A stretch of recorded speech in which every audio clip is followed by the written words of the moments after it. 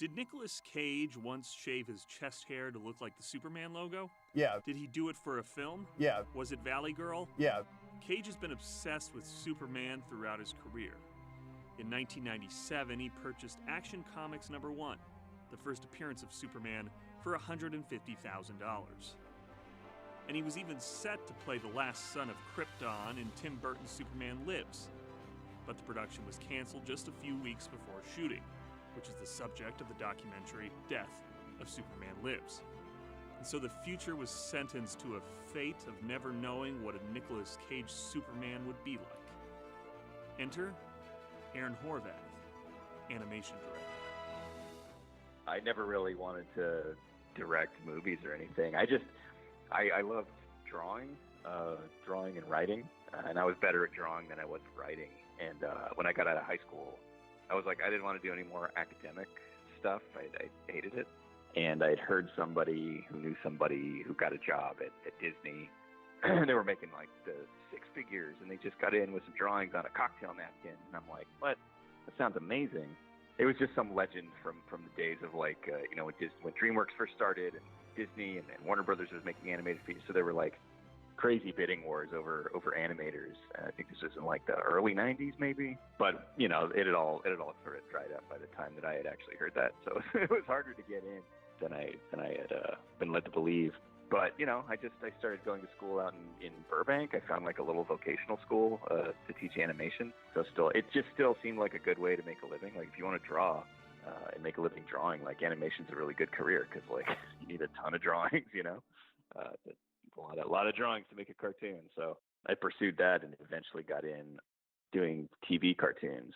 I worked on commercials and little series and pilots and stuff. And I eventually landed at Warner Brothers, and I was working on the Mad magazine cartoon that ran for a few seasons. And the studio really liked my stuff, so when they were starting up the new Teen Titans comedy cartoon, they asked me if I wanted to do it. It's like they needed somebody that had like an outsider comedy perspective as opposed to, somebody who like really knew and loved the comics. Because, if you know and love the comics too much, then you're only going to make jokes that are like reverent to the comics, or you have to be aware of the comics to get the jokes. And they wanted something that would have broader appeal. So they asked me to join the team, and I did, and we had a lot of success with that show. Do you know what makes a real hero? It's not the costumes, the gadgets, the cool powers. It's having your own movie. And that has always been my dream. What are you doing? Just giving the people what they want. Our movie's not about Wonder Woman, it's about us, the Teen Titans. No one wants to see us, fool. Wonder Woman inspires people. And we do not. Yes, Wonder Woman is great, but... I love Wonder Woman. Wonder Woman. Narrator guy, just do your thing. For the creators of Teen Titans Go. Yeah, the balloon man. It's about courage. Titans, go! It's about action. It's the superhero movie to end all superhero movies.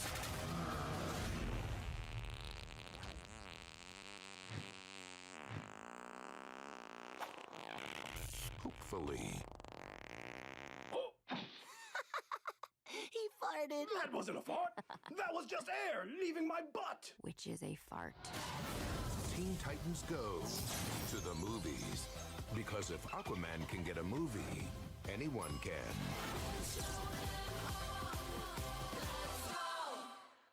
The studio wanted to push to make the Teen Titans movie, and because I was like instrumental in the TV show, like everybody who was like a creative lead on the TV show essentially became a lead on the movie, like naturally. So just kind of ended up there to answer your question of sort of circuitous route. Very lucky.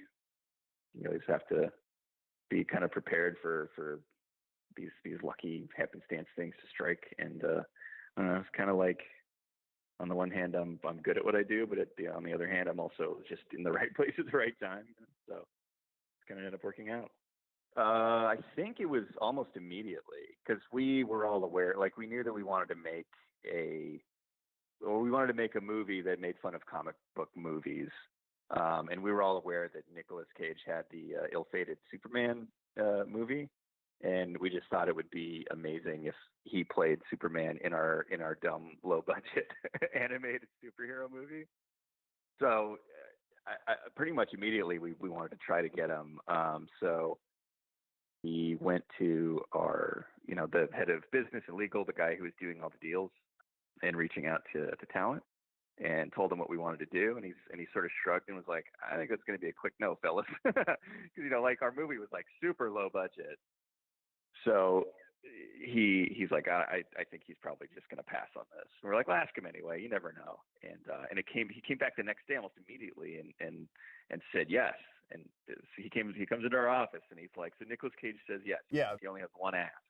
And we were like, whatever it is, well, yeah, the answer's already yes. His one request was that we give his son a line in the movie. And we're like, yeah, absolutely. Like, not only do we get Nicolas Cage in the movie, but like he gets to be like a good dad and like give his son that experience. And we had a bunch of incidental voices that we needed to cast anyway. So it was like, yeah, that's perfect.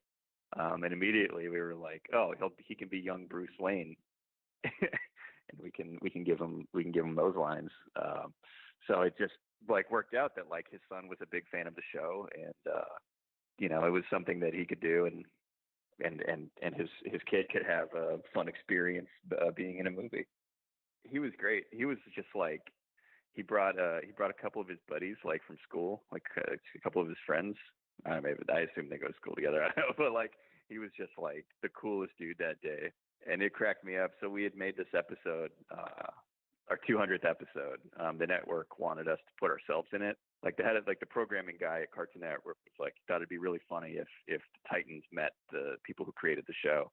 And we're like, that's such a sort of navel gazing, like, self-indulgent idea. So like that's the idea that we ran with, is that it's completely self-indulgent. And so we put ourselves in it, and we put our kids in it, and like anybody that we could put in it. Michael put his dad in it. Like, it was hilarious.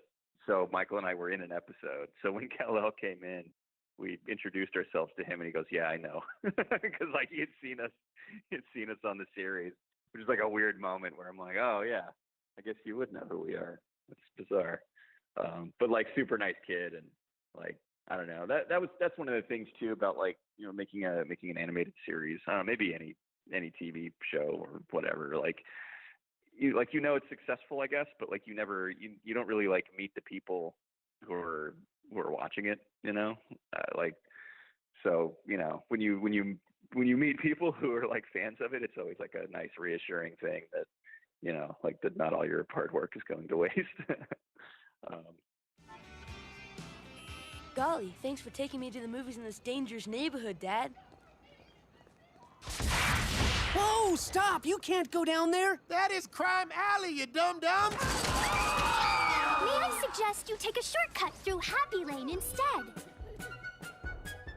There were no meetings. Like, it was, like I said, the movie was super low budget, and it was also like super short schedule. So everything was like, go, go, go. So I think he agreed to the part, and we were like, yes, absolutely, your son can have a line. We had everything was already written, and I think we wanted to get it done like as soon as possible. So I think as soon as the paperwork was done, contract was signed and everything, we booked a recording session. And just because we were so we were so happy that he was like involved in our project, that we're like, we'll meet you, because he lives in Vegas, and there's a recording studio there that he does a lot of work at for like VO stuff or ADR or whatever. And we said, we'll meet you out there. It's not a long flight. It's not even a long drive. So like, we'll come to you, and just to make it easy on him, because we just wanted it to be good and not be a hassle at all. And it's like, we can get his son's lines. His name is Kal-El, by the way, which is awesome. And so we can get Cal's lines, and we can get your lines, and it'll be perfect. So we all drove up there, I think, some of us drove, the people who don't like flying drove. But we all met up there and recorded him at the studio in Las Vegas. Like, we didn't have any meetings or anything, but we sent him the script pages, and he definitely, he read them. He was a super professional, and he definitely had opinions about how Superman would be portrayed in the movie. So the scene in the movie, the Teen Titans movie, Teen Titans Go movie, was a farce. It was like a parody of a lot of superhero movies and stuff. But in the movie, the superheroes were playing themselves in the movies. So there was this scene where we were, it was actually, we were making fun of the Batman versus Superman Martha moment where they realized their moms have the same name, which DC was not happy about, by the way. There was one guy in particular who definitely did not want that joke to be in the movie, but it got a laugh at every screening. So it's like, you can't argue with the audience, man. Find him! Save Martha!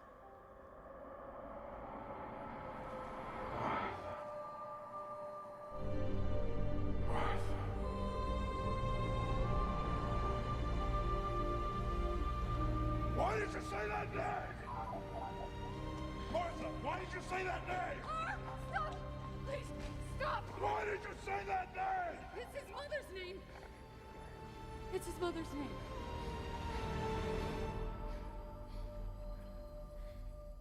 But so we had the scene, and in the scene, Batman and Superman are like grappling with each other, and you know, and there was a little bit of like struggling while and you know, Nicolas is like, I mean, with Superman wouldn't struggle though, right? He's like infinitely more powerful than Batman, and we're like, well, yeah, but I mean, he's acting in the movie. He's like, oh, okay, you know. So he's definitely like a Superman purist and really like cares about the character.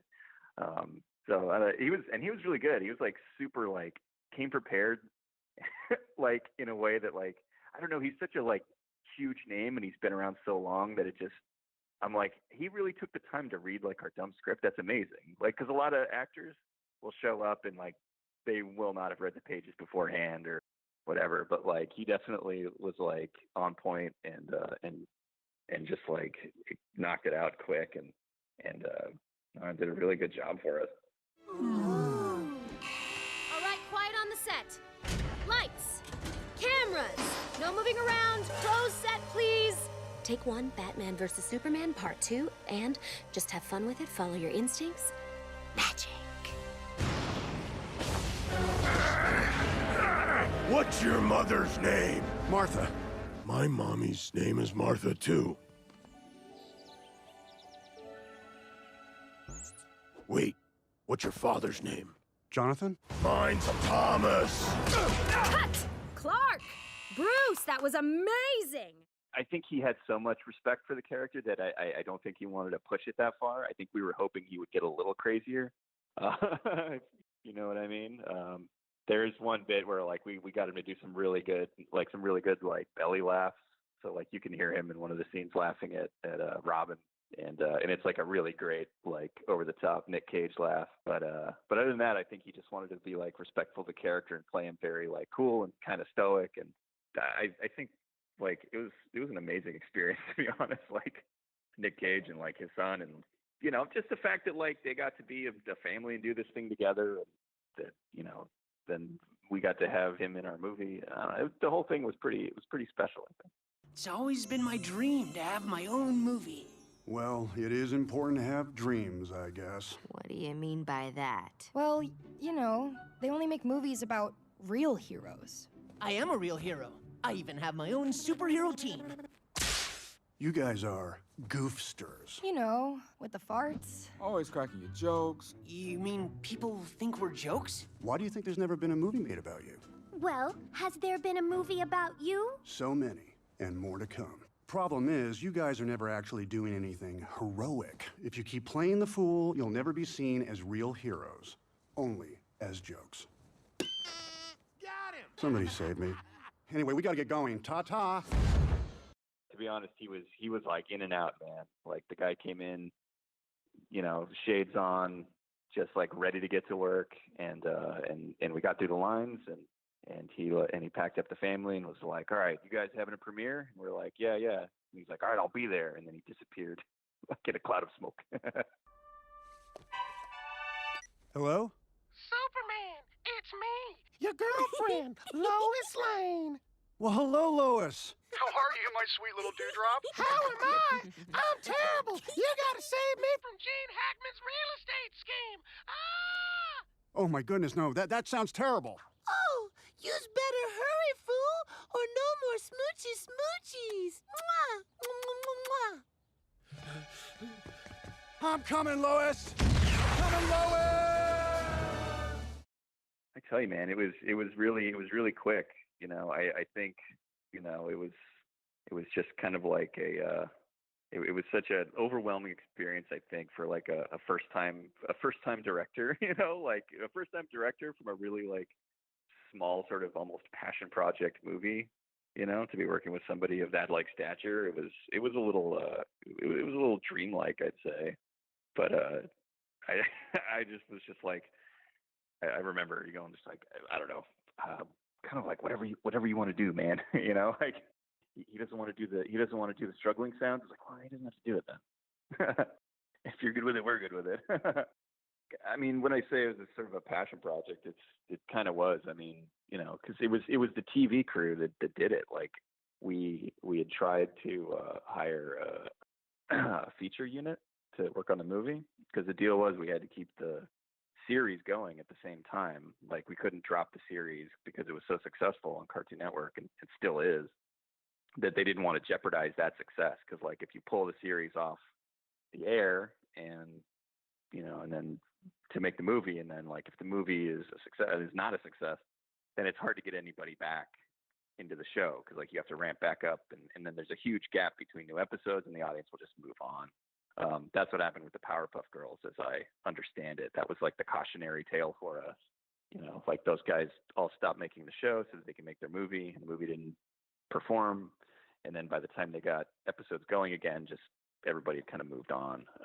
So we tried to make a feature unit, and it was like on the schedule we were on, it's like, I can't train all these new people, like who the characters are and what the humor is. So we ended up sort of backfilling the series instead with new artists, where it was easier. Because in TV, you can have some episodes that are weaker and some are stronger, but you know, the orders are generally so big that it's like, if you have an episode that's not great, like I will get them next time. But with a movie, it's going to be in theaters. It's like it has to be great. Like you have to take your biggest swing. So we took everybody off the series that we could afford to put onto the movie, and we all just like worked really, really hard for 18 months to make this thing as good as we could. And you know, I'm really proud of it. I'm really proud of the way it turned out. And you know, it was an amazing experience overall. And you know, it didn't make a lot of money, but it didn't cost a lot of money either. So it was $10 million, which for an animated movie, that is yeah, I know. It's a fraction of technically it did make a lot of money. It was kind of all profit. Hey, I guess you aren't such goopsters after all. This movie was so sort of under everybody's radar, like it's the catering budget for Justice League, you know. So we sort of just had free reign. I don't think anybody cared enough to give us a postmortem. I mean, if I had to guess, it would just be, you know, the look, the fact that it, you know, I think to a broad audience, it didn't look any different from the TV show. You know, like as an artist and director, I could point to like the million ways that like we upped the quality from the TV series. Like, you know, like the compositing was stronger and the animation was better, and the backgrounds were all painted instead of like Illustrator, like vector stuff. But to the average moviegoer, I don't think it like any of those differences were enough to justify, you know, were noticeable enough to justify the whatever $12-15, whatever it costs, whatever a ticket costs. You know, that's my theory about why, you know, it didn't blow up at the box office. You know, like maybe if it was like a big CG thing, big like budget CG movie, it might have done better. But I don't know. At the end of the day, I'm kind of glad that it wasn't like a huge budget thing, because like if it had still turned the same money and we had spent like, you know, 60 or 80 million on it, I'd be feeling pretty bad. There may have been talks for a sequel like while we were making it, and we were all feeling like, high on our own. I don't know, drinking our own Kool-Aid or whatever. But no, I think it came out and, you know, didn't really turn a buck or anything. I think the studio was really happy with I mean, the studio was happy with the performance because they spent nothing on it, and it was reviewed so well that like it was only a success story, but not enough to start like a franchise or anything. But I would have made another one in a second, to be honest. It was a really amazing experience. Like we were just like sort of a ragtag crew of TV animators, and we've been like grinding and making the show for I think 6 years by that point, and it was just a really like awesome opportunity to really push ourselves and show what we were capable of, visually and comedically and story wise. I don't know. It was just like the best of, like the best of hits from the series. Like all my favorite artists worked on it. It was just really awesome making it with that crew. I actually, I'm not there anymore. My partner and I left Warner Brothers a couple months ago, and we're at a new studio now. So, it's a little bittersweet. thinking back on the good times.